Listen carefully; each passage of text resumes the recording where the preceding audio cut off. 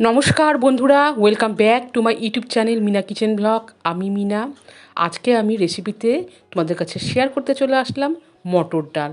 আমরা কম বেশি সবাই জানি মটর ডালের রেসিপিটা, তবুও এই মটর ডালের রেসিপিটাকে আরও স্বাদ বাড়ানোর জন্য আমরা বিভিন্ন রকমের উপকরণ দিয়ে থাকি।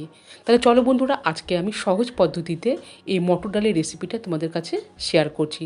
তোমরা প্রথম থেকে শেষ পর্যন্ত দেখতে থাকো আর প্লিজ আমার পাশে থেকো।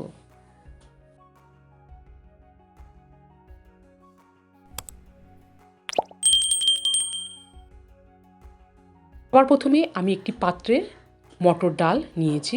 তোমরা তোমাদের পরিমাণ অনুযায়ী নিবে। তো বন্ধুরা, এখন আমি এই মটর ডালটাকে জল দিয়ে ভালো করে ধুয়ে নিব।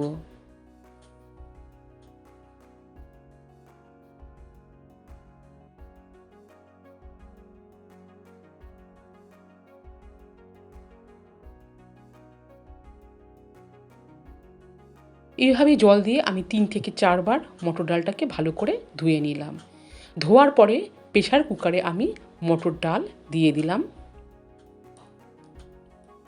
তার সাথে 3টা চেরা কাঁচা লঙ্কা দিয়ে দিলাম। আর এরপরে পরিমাণ অনুযায়ী আমি জল দিচ্ছি। জল দিয়ে এখন আমি এই প্রেসার কুকারে প্রায় 6 সিটি দিয়ে নামিয়ে নেব। সো ফ্রেন্ডস, দেখো জল দিয়ে দিলাম আর তার সাথে আমি এখনই দিয়ে দিচ্ছি লবণ আর দিয়ে দিচ্ছি হলুদ। লবণ আর হলুদ দিয়ে আমি নাড়িয়ে নিচ্ছি।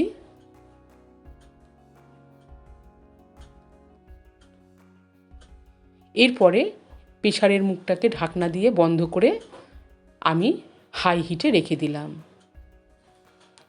সো ফ্রেন্ডস, দেখো 6 সিটি দেওয়ার পরে কিছুক্ষণ রাখার পর এবারে আমি প্রেসার কুকারের ঢাকনাটা খুলে দিলাম।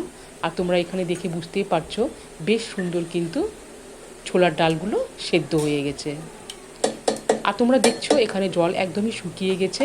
এরপরে আমি এখানে আগে থেকে জল গরম করে রেখেছিলাম, এই উষ্ণ গরম জলটাও আমি দিয়ে দিলাম। আর তোমরা তোমাদের এখানে ডালের ঘনত্বটা পরিমাণ অনুযায়ী করবে। সো ফ্রেন্ডস, দেখো জল দিয়ে আমি বেশ ভালো করে এখানে নাড়িয়ে নিচ্ছি। এরপরে ওভেনে কড়াই বসিয়ে দিয়েছি। কড়াই গরম হয়ে গেলে আমি দিয়ে দিচ্ছি সরিষার তেল। তেল গরম হয়ে গেলে মিডিয়াম আঁচে রেখে আমি এখানে তেজপাতা আর 2টো চেরা শুকনো লঙ্কা দিয়ে দিলাম। আর তার সাথে দিয়ে দিচ্ছি গোটা জিরে। মিডিয়াম আঁচে আমি কিছুক্ষণ নাড়ানোর পর এরপরে এতে দিয়ে দিচ্ছি সামান্য পরিমাণে হিং।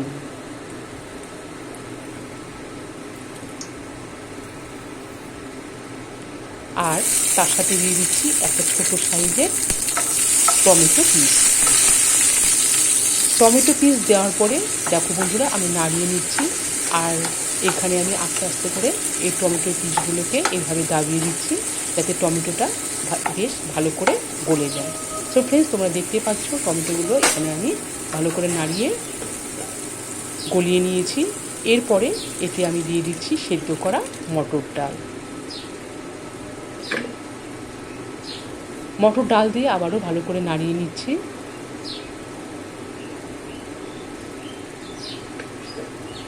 হাই হিটে রেখে কিছুক্ষণ ফোটানোর পর আবারও আমি সামান্য পরিমাণে লবণ অ্যাড করলাম। এরপরে দিয়ে দিচ্ছি চিনি আর দিয়ে দিচ্ছি বেশ কিছুটা ধনেপাতা কুচি। ধনেপাতা কুচি দিয়েও নাড়িয়ে নিচ্ছি। আর দেখো বন্ধুরা, একদম সহজ এবং খুব কম সময়ে মটর ডালের রেসিপিটা আমি তোমাদের কাছে শেয়ার করলাম।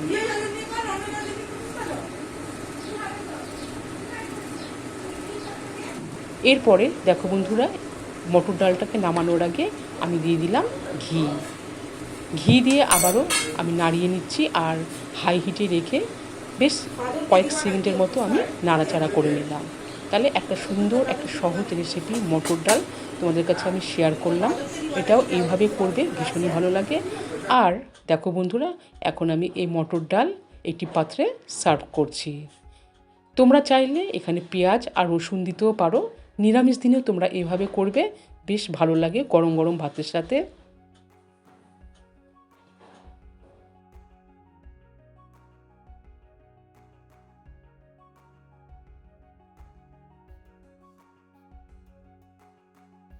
তাহলে হয়ে গেল মটর ডালের এই রেসিপি। আর আজকের এই রেসিপিটা কেমন লাগলো কমেন্ট করে অবশ্যই জানাবে। আর কি বলবো, প্রতিদিনের মতো প্লিজ বন্ধুরা যারা আমার চ্যানেলটিকে এখনও সাবস্ক্রাইব করোনি সাবস্ক্রাইব করে দিয়ে পাশে থেকো। আর এই পর্যন্তই, আবারও দেখা হচ্ছে অন্য এক রেসিপির সাথে। তোমরা সবাই ভালো থেকো, সুস্থ থাকো, আর বেশি বেশি করে আমার এই চ্যানেলটিকে তোমরা শেয়ার করে দিও তোমাদের পরিচিতদের কাছে।